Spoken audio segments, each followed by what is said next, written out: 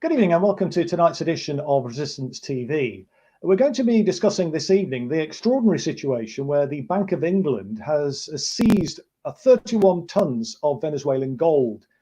This has been a cause célèbre for some time now. I remember speaking on the steps of the Bank of England over 18 months ago, where there was a demonstration when this issue first came into the public domain, as it were.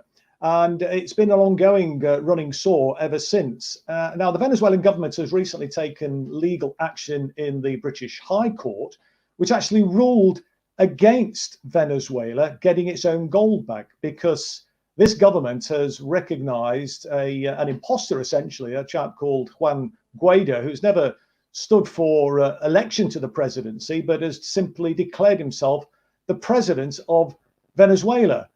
Yet Nicolas Maduro enjoys popular support from the vast majority of Venezuelan citizens. But we have a situation where the British government, the EU, the United States have recognized Juan Guaido and have essentially delegitimized the democratically elected Venezuelan government. Of course, Venezuela has the largest oil reserves anywhere in the world. And the United States, starting actually with Barack Obama, have imposed ever-increasing sanctions against Venezuela. And I think what is pretty clear to me anyway is the US are intent on regime change. But the resilience of the Venezuelan people is incredibly inspiring. And despite the United States and Donald Trump's best endeavors, they've stood strong and have refused to yield. This evening, we've got three excellent guests who are going to sort of take us through the background to the situation. There are people who have a lot of experience about what's happening in Venezuela. The first guest is Anya Parampil. She's a journalist based in Washington, D.C. She's produced several documentaries and reported on the ground from the Korean Peninsula, Palestine, Honduras, and Venezuela itself. Second guest is Calvin Tucker. He's the Morning Star's campaigns manager and was one of the international election observers during the 2018 Venezuelan presidential election. And our final guest is Milton Pena. Milton's a retired surgeon who came to the UK as a refugee from the Pinochet regime from his own country of Chile. He worked for many years in the National Health Service, and he's recently returned from Venezuela, where he was working in a voluntary capacity as a doctor there. I wonder if I could perhaps start with you, Anya, because I know that you've reported on the ground from Venezuela. What do you make of this situation where the Bank of England has refused to return 31 tons of gold to a sovereign nation? It seems an extraordinary state of affairs. What do you think's behind all this? What's your take on it? Well, first of all, Chris, thank you so much for inviting me. Thank you to Resistance TV for hosting this. I love the tag under the Resistance TV logo, 21st Century Socialism, because that, of course, is what Hugo Chavez, the late revolutionary leader of Venezuela, actually branded his own project eventually in Venezuela. That was exactly the term he used to describe what he was trying to implement in the country.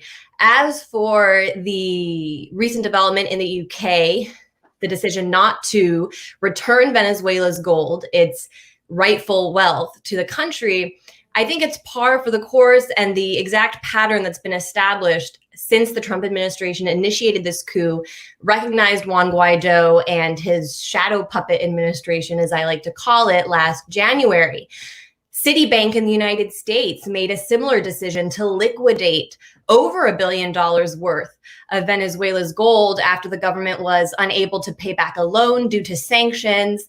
And this is, I believe, the more I've gotten to know the characters who make up the Juan Guaido shadow administration, and the more I've come to watch their actions very closely and see how this coup developed, I think what we're seeing right now, what you are describing happening in the UK, was the intended outcome and the best result the figures who planned this coup in Washington could have hoped for. Because I was in Venezuela in February of last year, about a month after the United States recognized Juan Guaido. And I was actually surprised the level to which things on the ground felt completely normal. There was no sense that the government was about to fall. There were massive opposition rallies held, but they weren't even really surrounding Juan Guaido. There were plenty of other more veteran opposition figures, such as Maria Corina Machado, who were more passionate in driving up the crowd and who the crowd was more excited about.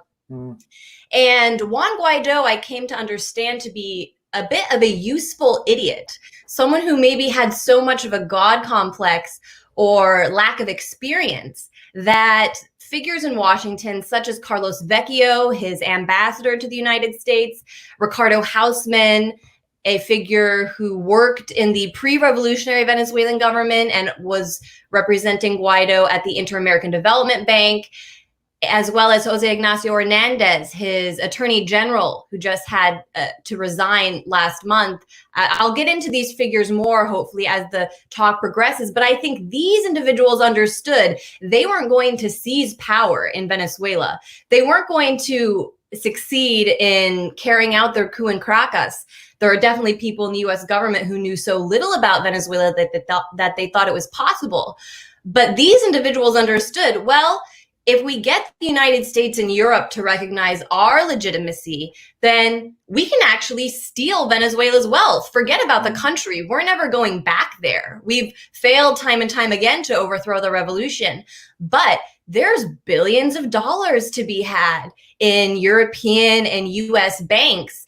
And these individuals are profiting off of the looting of Venezuela's internationally stored wealth. And so I think this was the kind of theft and piracy, which was the legal framework was established really with this Trump administration coup. Trump and individuals in his administration probably believed Venezuela would be overthrown easily, but there were smarter individuals who thought we can get them to go ahead with this and believe they're going to get regime change, but we can make money in the meantime. Yeah, no.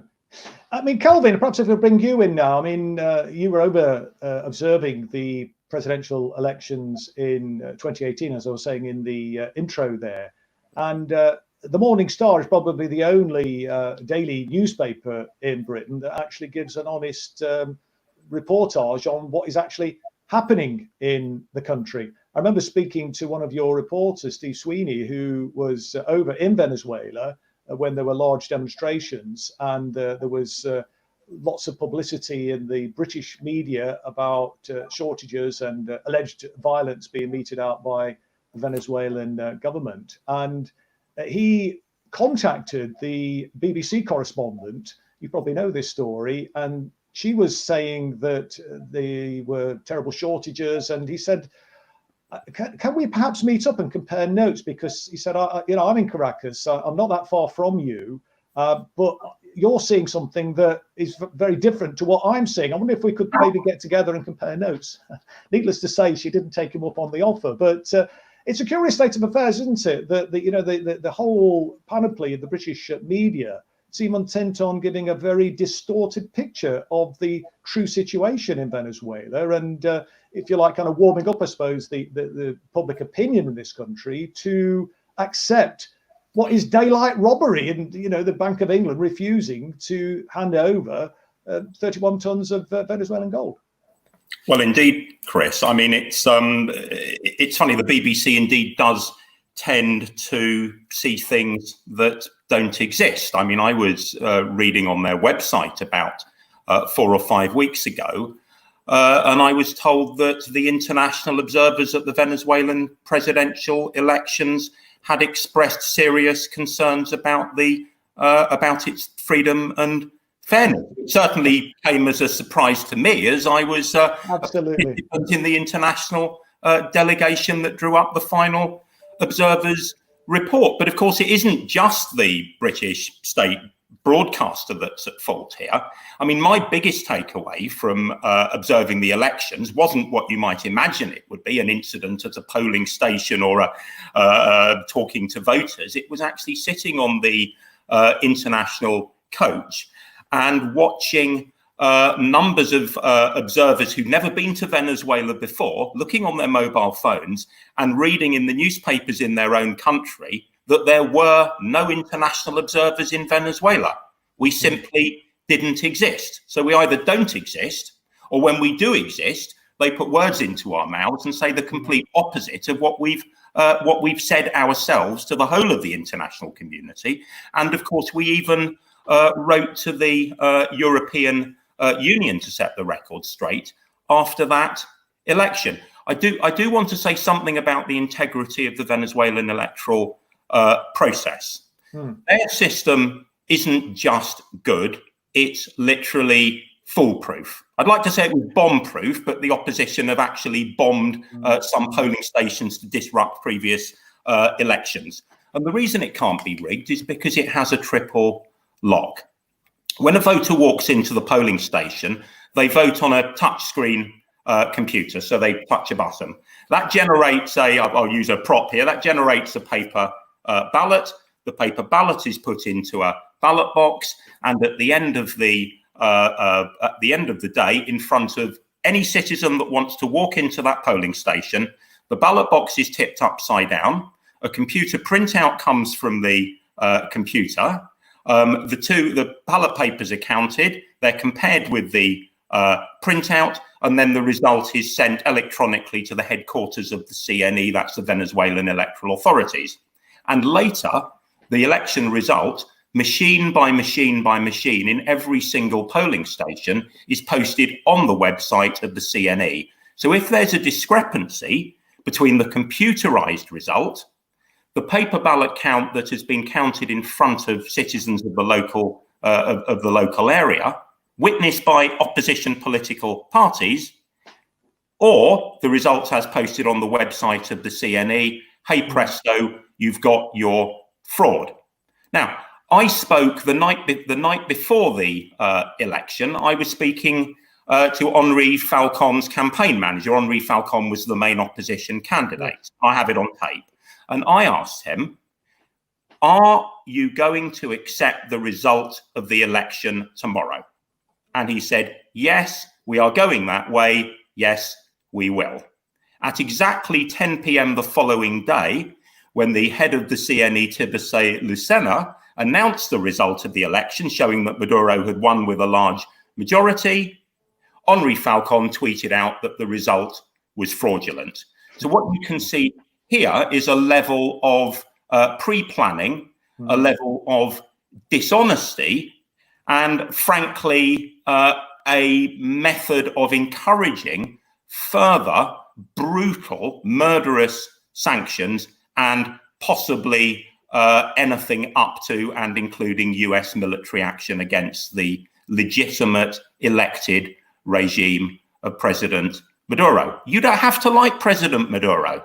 No. But it's not up to the Western powers to make that decision. It's up to the people of Venezuela to make that decision. And every single international election observer from South Africa, representing the electoral commissions, the whole of the African Union, many countries around the world were absolutely unanimous. That was their free and fair choice. And everybody, like him or not, like that system or not, needs to accept that that's the democratic will of the people. I mean, just on the point about sanctions, Calvin, as Alfred de Zayas, wasn't it, the UN Special Rapporteur, said that they, in his opinion, were illegal and were bordering on crimes against humanity, did he not? And yet, they've, since that time, as I understand it, have actually intensified them. And I remember first reading about the imposition of the sanctions that was ordered by a special executive order of Barack Obama. I can't remember the precise wording of it exactly, but it went along the lines of the justification for it that Venezuela posed an extraordinary threat to the security of the United States of America. I mean, I've never read anything so preposterous in my life before. Perhaps you just briefly comment on that before I bring Milton in. Well, I mean, it's almost funny. I mean, if people weren't dying as a result of these sanctions, I'd just be tempted to laugh out loud. You make an important point. These sanctions were not begun under the Trump administration. They started under Obama. And of course, history didn't begin in 2015 either. This goes all the way back to when Hugo Chavez was first elected at the turn of the century, and we had the 2002 coup, the oil executive strike, numerous attempts at destabilization, culminating recently in this absurd historical reenactment of the Bay of Pigs. I mean, people are calling it the Bay of Piglets, where these CIA mercenaries try to land on the shore and are arrested by local fishermen. So this has been a 20-year campaign to undermine the legitimacy of the Venezuelan government in order to justify destabilization, massive funding of the opposition through US aid and the misnamed National Endowment for Democracy, try to overthrow the will of the Venezuelan people, seize their oil, and impose a government that's going to fall behind US diktats. The Venezuelan people have clearly said in election after election after election, their answer to that is no. They want their national sovereignty. They want self-determination. And I think it's the responsibility of all of us in the Western countries to speak up, to put pressure on our leaders and political parties. Yeah. I mean, Milton, if I could bring you in now, I look at Venezuela and I'm reminded of what the fate that befell your country in Chile and the role of the United States in undermining and overthrowing a democratically elected socialist president, Allende, back in 1973. And it seems to me that very similar tactics are being deployed now against Venezuela. Venezuela has managed to hold out, and I think that's a real tribute, frankly, as I've already said, to the Venezuelan people and the support that there clearly is for the democratic revolution that was started under Hugo Chavez in 1998. You've just returned, I understand, Milton, from Venezuela, working there as a doctor. I wonder if you could perhaps give us your observations on what you encountered, what the experience is on the ground, and I don't know whether or not you could comment on whether the sanctions are actually having an effect on the healthcare provision in the country. Thank you for having me, Chris. It's a pleasure to contribute. I obviously am a Latino American who has gone through the experience of suffered the intervention of the United States in my own country in 1973. And I've seen the parallels certainly with the situation in Venezuela.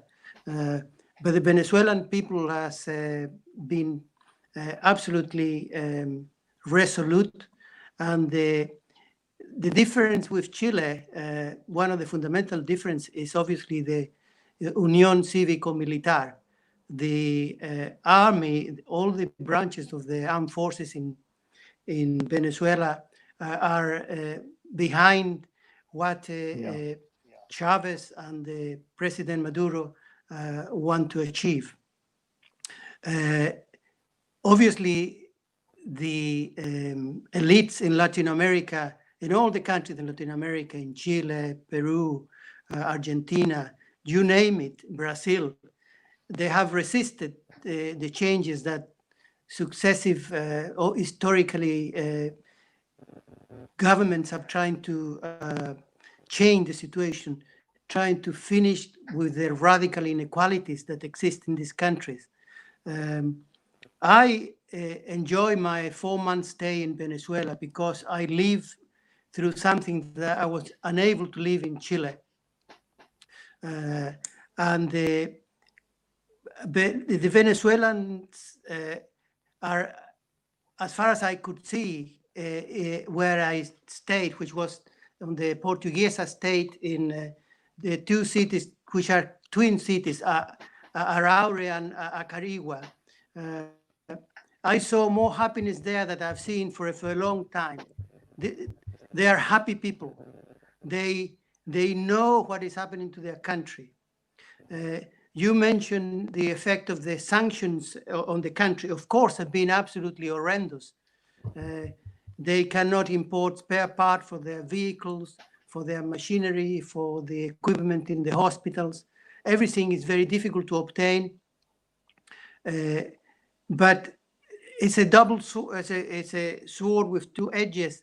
The opposition is losing ground because the people see through it, see that Guaidó and all this elite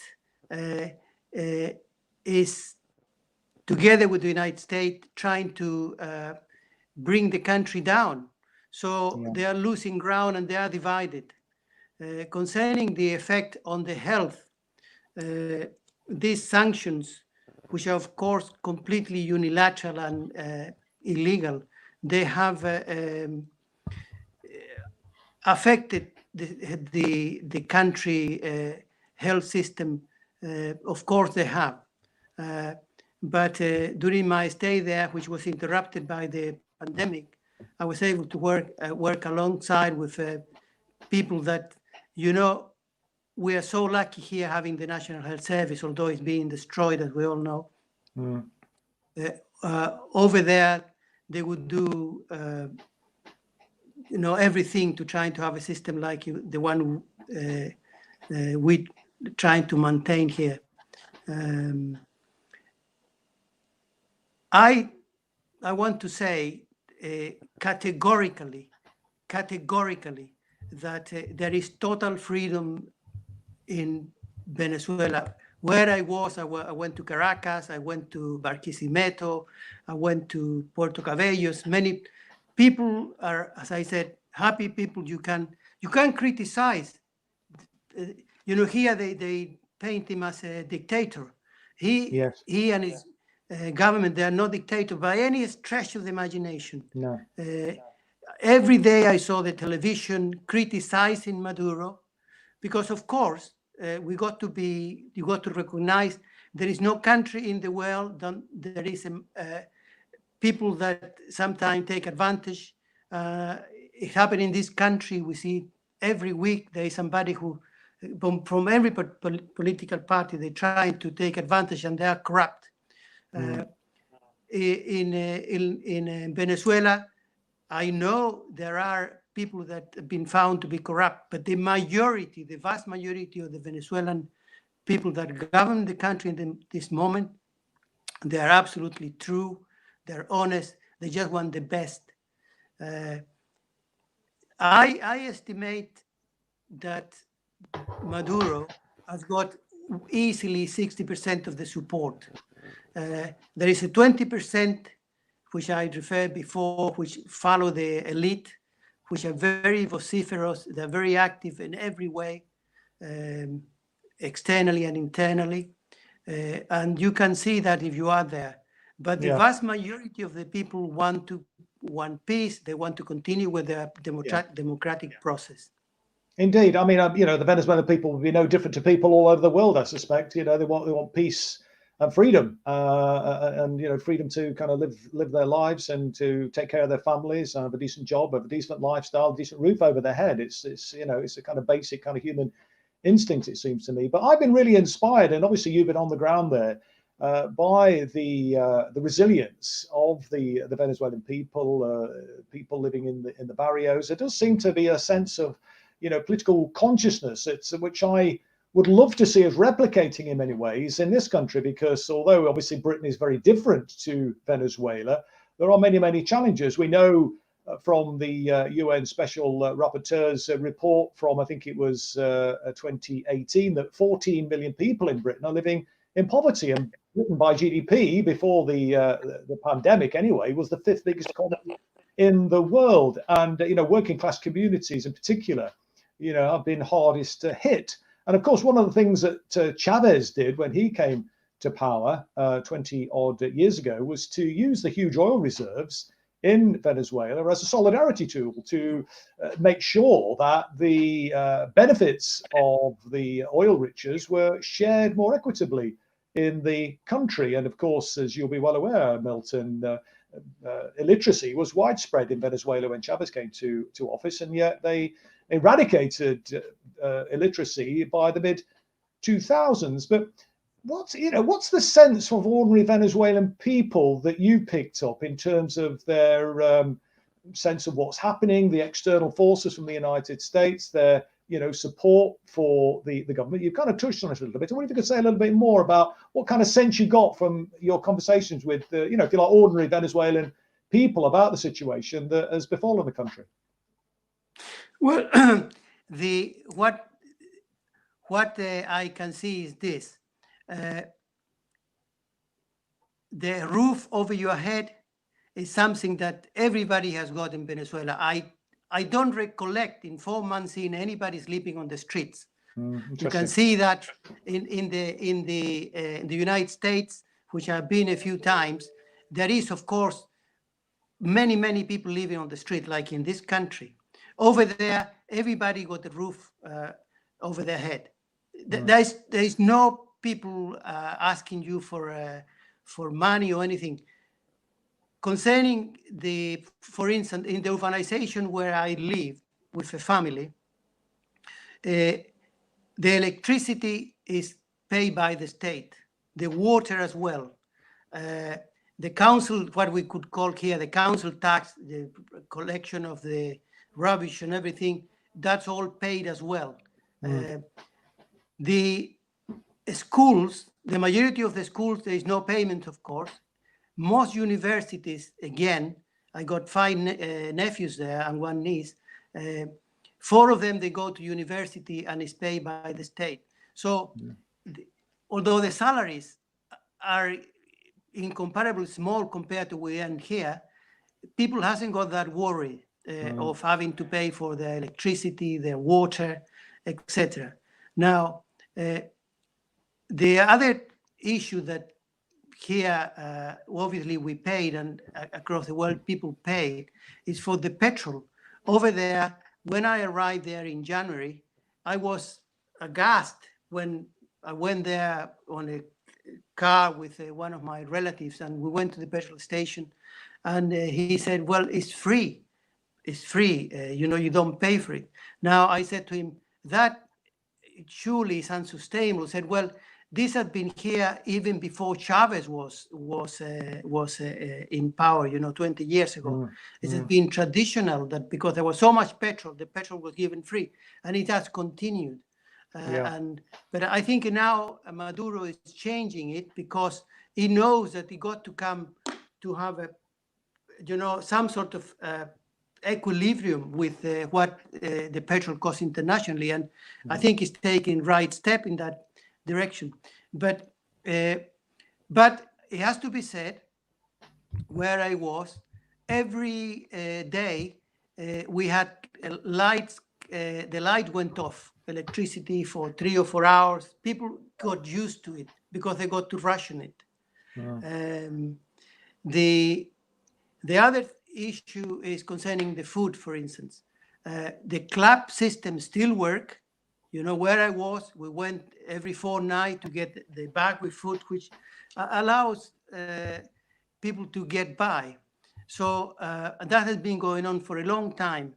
But across the country, houses being built. I understand the latest figure is 4 million households have got now housing, which they didn't have before over the last few years. And those are the core people that support Maduro, because they would never have had any chance to have to go to university or to have a roof over their heads before. So, but on the other hand, everybody is a businessman. Where I was living in the urbanization, almost every other house, they were selling something because they got to make a living. And people know where they're selling onions, where they're selling eggs, cheese, etc. And they're getting by. They're very, very resilient people. No, indeed, it's fascinating, and it's really good to get your insights, having been on the ground there only this year. Let me just bring the rest of the guests in now, and perhaps if we bring Anya back, and we'll go to some questions from viewers. But Anya, I wonder whether you could say a few words about why should we care? What would your message be to people watching this who don't know a great deal about Venezuela? Why does it matter to us? I mean, what would you say about that? Well, Chris, I have to express an agreement with the sentiment you brought up earlier, which is that as a progressive-minded person in the United States who would like to see radical change in my government and would like to see a more democratic and equitable society in the United States, I found that we have a lot to learn from Venezuela and their struggle and the structure which they built there, which both Milton and Calvin touched on, the fact that they're actually building homes for people, providing food for people, and have a more democratic electoral system. They don't have something like the Electoral College or something as bogus as that we have in the United States. So my passion for Venezuela and my desire to defend it comes from my belief that all countries have the right to be sovereign and independent, but also that there's really a model there that I think is worth looking at and certainly worth preserving and fighting for. And then the second reason is just that as a human being I spent 2 months in Venezuela last year, and I saw the level to which people are suffering as a result of sanctions. It is an economic war, economic terrorism. That's the phrase the Iranian foreign minister Javad Zarif always uses to characterize sanctions. He says we shouldn't even use the term sanctions because it implies they're being punished for something, but it is a war that is waged on these people. And I can't, as a conscious person, endorse that. In fact, I have to resist it and fight against it and try to educate as many people about the theft, the true theft that is going on right now regarding Venezuela's assets. And since we're discussing the gold, which was this week or last week seized and now won't be given back to the Venezuelan people, I just want to bring up the case of Citgo Petroleum, because that's a case that I've covered extensively here in the United States. And Citgo really is, just for viewers who don't know, especially in the UK, it's Venezuela's largest, most expensive international asset. It's an oil refinery based in the United States. They actually, up until last year, Venezuela would ship its oil to the US, it would be refined, and then it's distributed at gas pumps all around the United States. It's like ExxonMobil, British Petroleum, any other gas station in the US. And as a result of actions taken by the Guaido administration, shadow puppet administration, that asset, which the Houston Chronicle estimates is worth about $4 to $8 billion, because it's a refinery, it's all of these things, very valuable. That company stands to be liquidated, completely liquidated, in order to pay foreign corporations in return for debt, which international courts, the World Bank Court, says is owed to these companies by the Venezuelan government. And I'm just going to give a brief summary about how that happened. There's this figure, Jose Ignacio Hernandez, the former Attorney General of Juan Guaido. And before he took over as the Attorney General of Juan Guaido, he was a Venezuelan lawyer working in the United States. And there are multiple cases. Right now, there are currently 16 cases lodged against Venezuela at the World Bank's arbitration court. These are from international giants such as Koch Industries, Air Canada. But there were at least 2 of these companies, again, which are suing Venezuela's government, named Crystalex. It's a Canadian mining firm. And then there's another group called OI European Group, a glass company based in the United States. Both of these corporations were suing Venezuela's government because they had property expropriated by the government. They say they were owed this money. And of course, the World Bank rules in favor of these corporations that want to take money from Venezuela's government. But what happened is that because of this choice by the Trump administration to recognize the Guaido shadow puppet regime, these courts had to find a way to pay back these companies with Venezuelan assets already stored in the United States, because Venezuela, the Maduro government, wasn't going to honor these payments. And what do they look to? They look to Citgo because it's a very expensive asset, a lot of money to be made there. But in order to legally justify liquidating Citgo in order to pay back these corporations, these two corporations had to prove that a private US company, Citgo, was actually equal to the Venezuelan government. Mm-hmm. And before the Guaido people took over, there was actually a separation of management between the Venezuelan government and Citgo. They did not directly appoint the managers of Citgo. The Venezuelan government did not manage the day-to-day operations of Citgo. But then Juan Guaido's people come in and immediately, as the administration, appoint the figures and prove the legal arguments that these corporations were making in order to seize Citgo. Now, it turns out Guaido's attorney general, Jose Ignacio Hernandez, before he took over as attorney general, was actually paid by these international corporations to testify in favor of their legal argument that Citgo was equal to the Venezuelan government. And then he came in and took action, which proved that legal argument. So this demonstrates how the figures representing Guaido don't actually represent anyone in Venezuela. They represent international industry and capital, and they've actually enabled the theft of Venezuela's wealth. They took legal action again, which only helped the cases of vultures coming now to steal Venezuela's crown jewel on the international stage. And there's just no discussion of this in the Wall Street Journal, in Bloomberg, or any of the capitalist papers, which should be focused on this massive crime and heist. It's really a shame, but it's something I think we all need to be aware of, because it really demonstrates the criminality and also the implications and the plan here to just rob Venezuela, loot Venezuela, and behave like absolute pirates on the international stage. That's who the Guaido administration is, and there should be no question about that. No, I agree. And I mean, I think as well, for me, kind of neoliberalism was inflicted in Chile and across the continent of Latin America.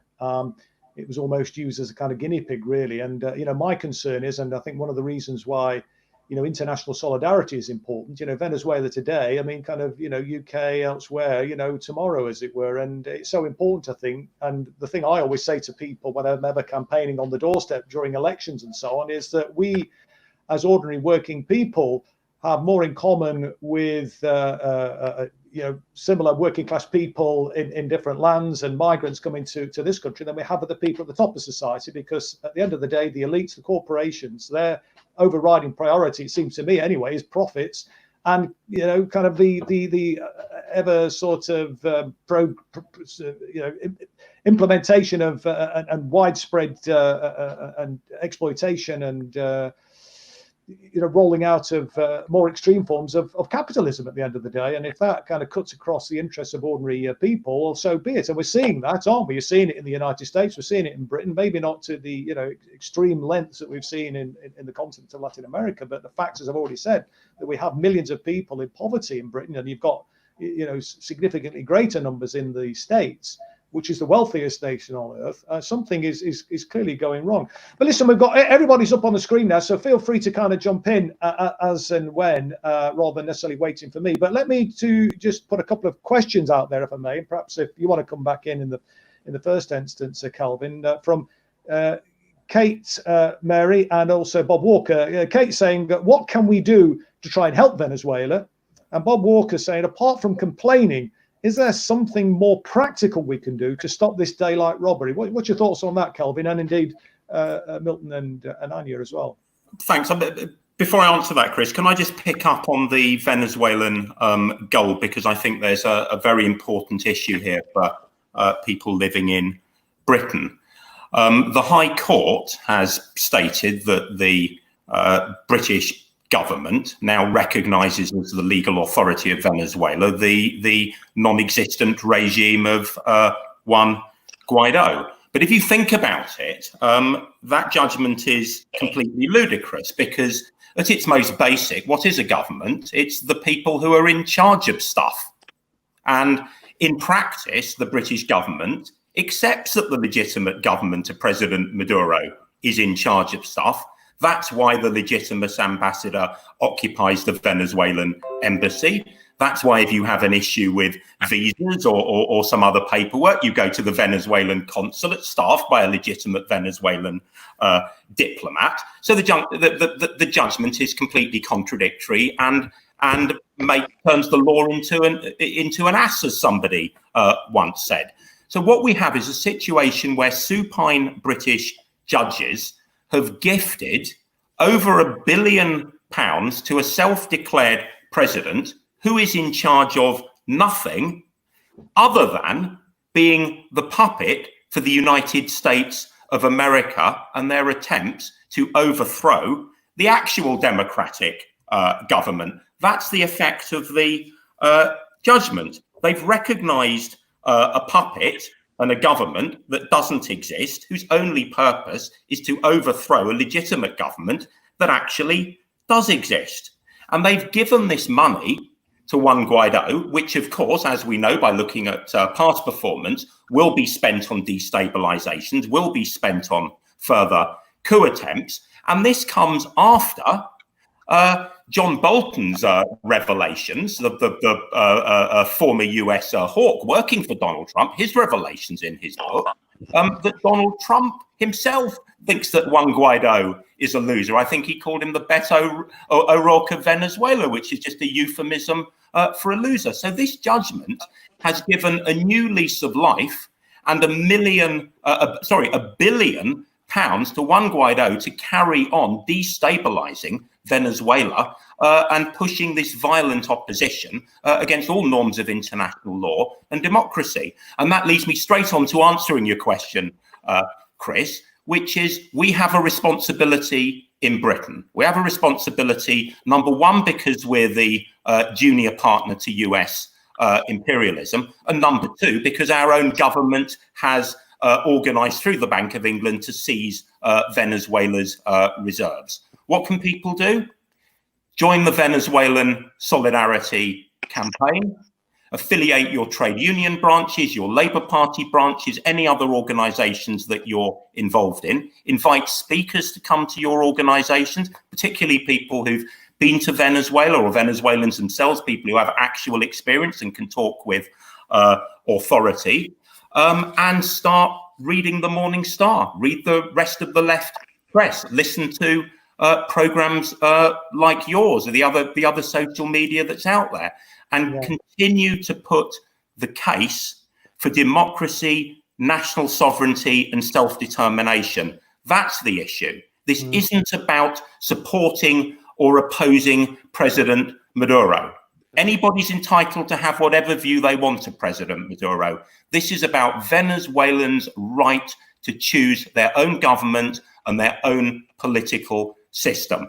And if we lose this battle on Venezuela, it has international repercussions all the way through to people like us who live in the Western countries. Anya, I believe there's a budget line, isn't there, in the federal budget to fund some of the right-wing opposition groups to destabilize the Venezuelan civic society and the Venezuelan government. Is that true? Well, historically, these Venezuelan opposition parties, beginning with Primero Justicia, founded by Leopoldo Lopez, who currently leads Voluntad Popular, the party which Juan Guaido belongs to, which most of the opposition figures who now work abroad belong to, doesn't have much representation actually in the legally defunct National Assembly.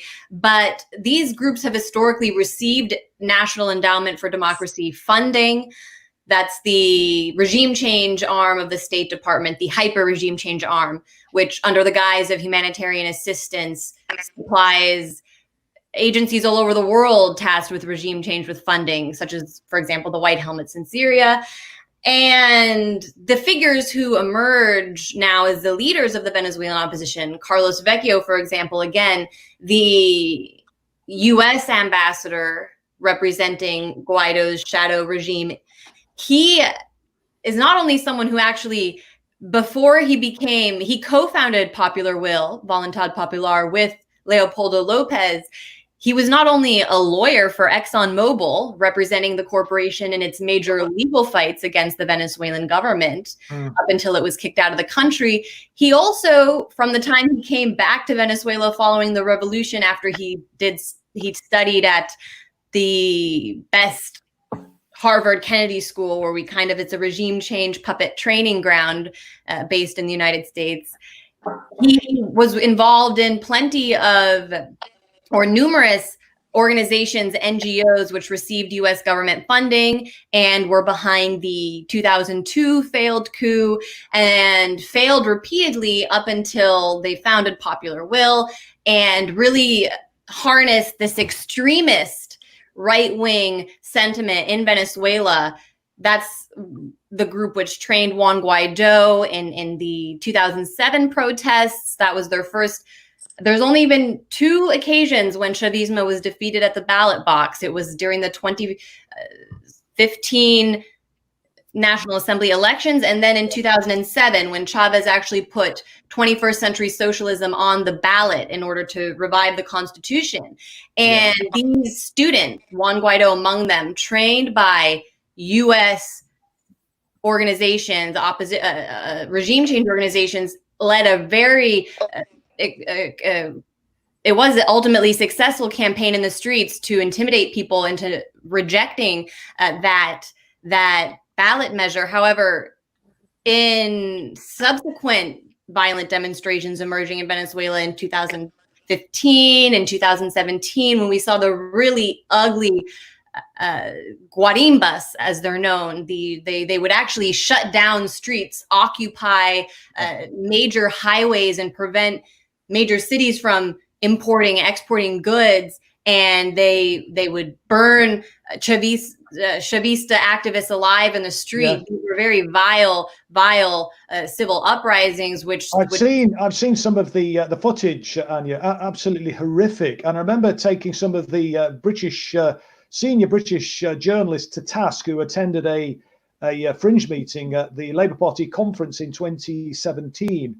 and they were very critical of Venezuela at the time. I think there were protests and the media was hysterical in this country. And of course, Jeremy Corbyn had been a kind of a supporter of the Chavez government and Maduro for that matter. But I remember taking them to task because they came along to this fringe meeting expecting the Venezuelan ambassador to be there, but she decided that rather than giving them a story, she stayed away. But the point I was making is, why are you not, by all means, if you can identify excesses by the security services of Venezuela, that's your duty as a journalist to kind of report on that. But why is this one-eyed view?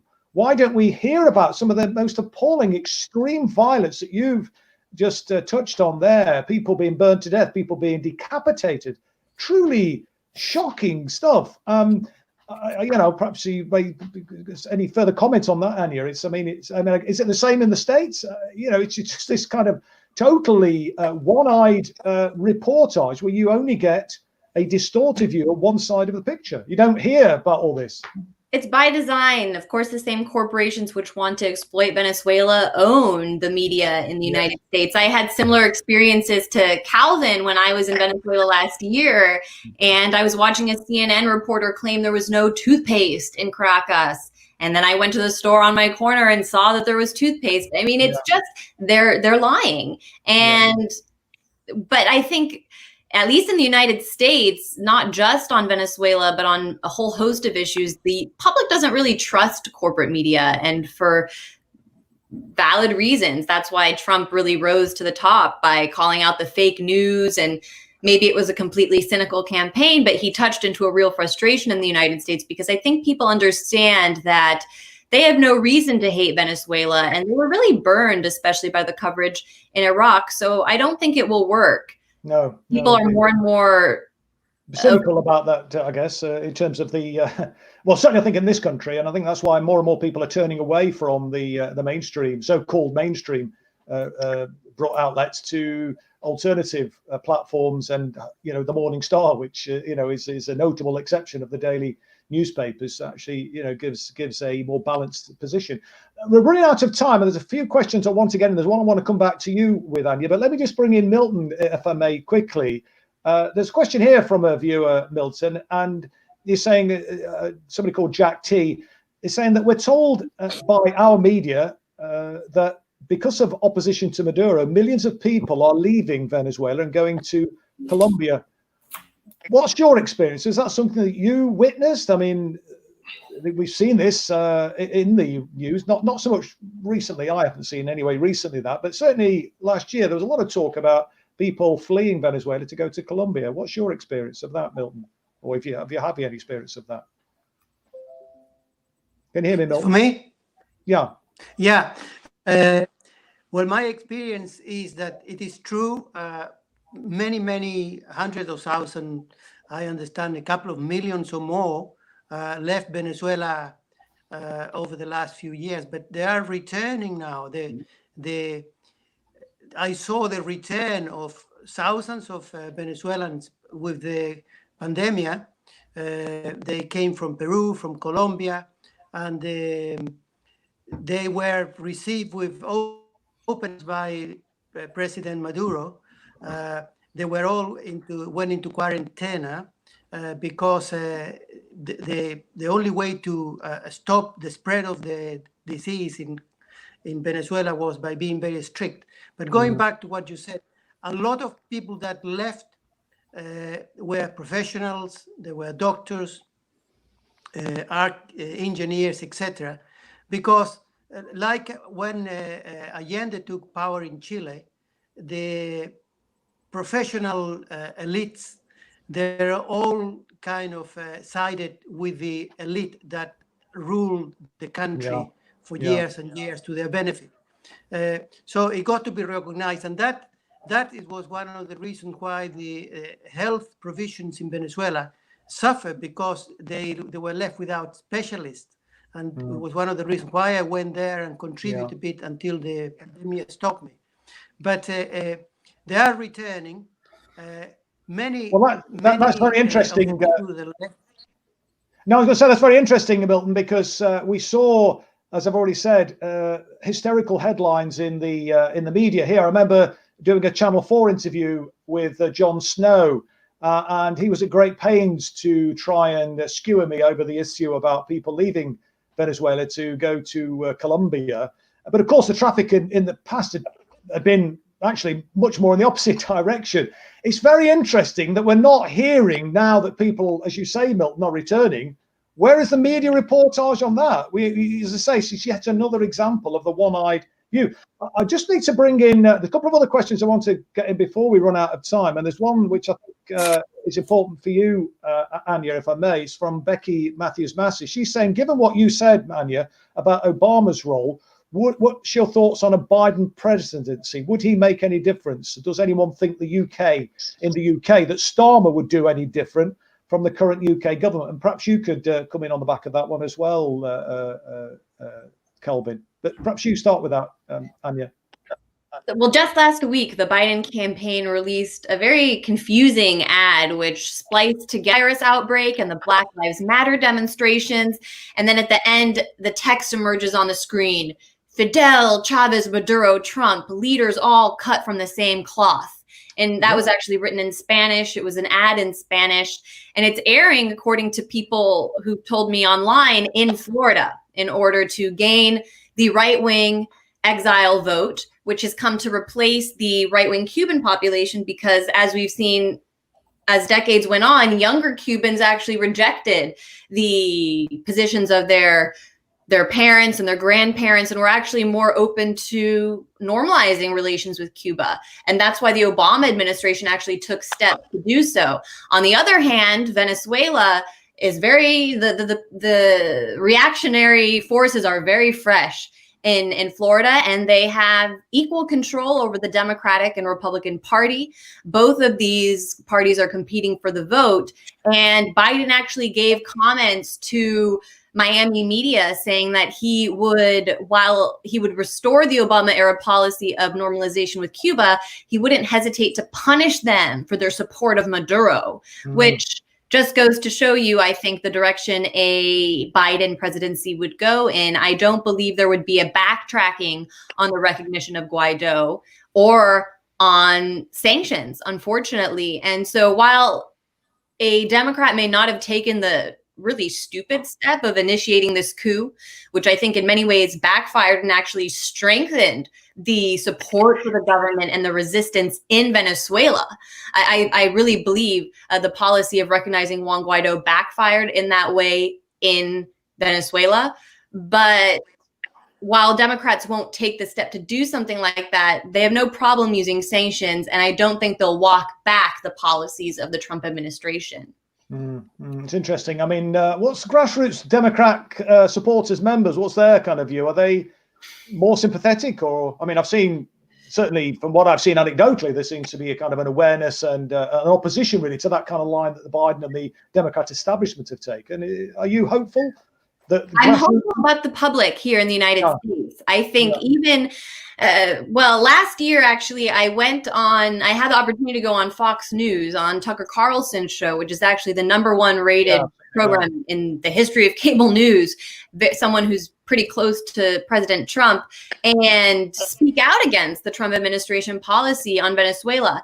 And I got so many comments, hundreds of comments from people who consider themselves even the right wing and Trump supporters who are against this aggression on foreign nations because they realize that it brings them nothing. They're continuously sacrificed. And then they hear about people suffering abroad based on our policies. So I have faith in the US public, even outside of the Democratic Party. I think there's a growing awareness of the real destruction US policy is waging and how it's not based on any national security threat in the United States. But unfortunately, our parties don't answer to any real grassroots movement. So I very much agree with that. I mean, the Democrat establishment is competing with Donald Trump to bash Venezuela. I mean, Biden was Obama's vice president, so we don't need to go back very far. We just have to have a look at what Obama did. And Obama, of course, is actually a more progressive, or perhaps a slightly less conservative figure than Biden. When Obama came in, he opened what he called a new chapter of engagement with Latin America. He shook Hugo Chavez's hand. He even gave him, Chavez gave him a copy of Eduardo Galeano's book. But within 6 months, Hillary Clinton, back at the helm at the State Department, and facilitated the military coup against the democratically elected president of Honduras. That was in 2009. And of course, as I pointed out earlier, it was Obama himself who signed the first set of sanctions against Venezuela. So I think if people are looking towards the Democrat establishment to get the world and the Venezuelan people out of that mess, they'll be looking a long time. And I think the lesson is we need solidarity with Venezuela in the US, in Britain and everywhere. Guys, thank you very much indeed for that, Kelvin. Guys, we're out of time. It's really flown by, and there are many questions building up, but we're out of time.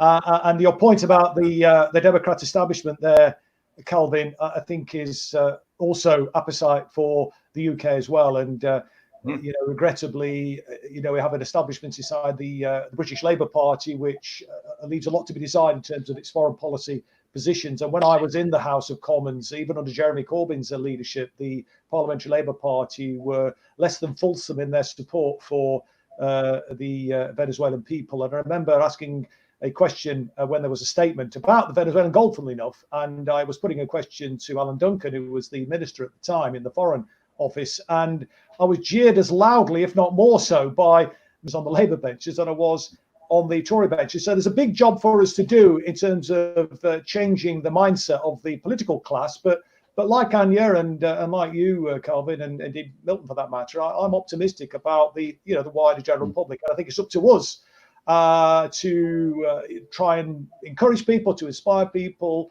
and to raise expectations, to raise political consciousness, and to stress the importance of solidarity both at home and internationally. Can I thank Anya, Calvin and Milton for an absolutely brilliant programme. I've thoroughly enjoyed it anyway. I hope people who have been watching at home have.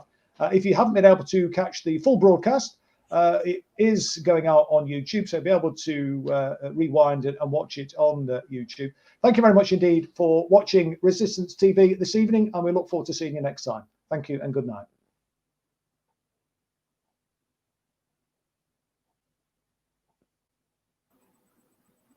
Chris? Yeah. Thank you, Chris, for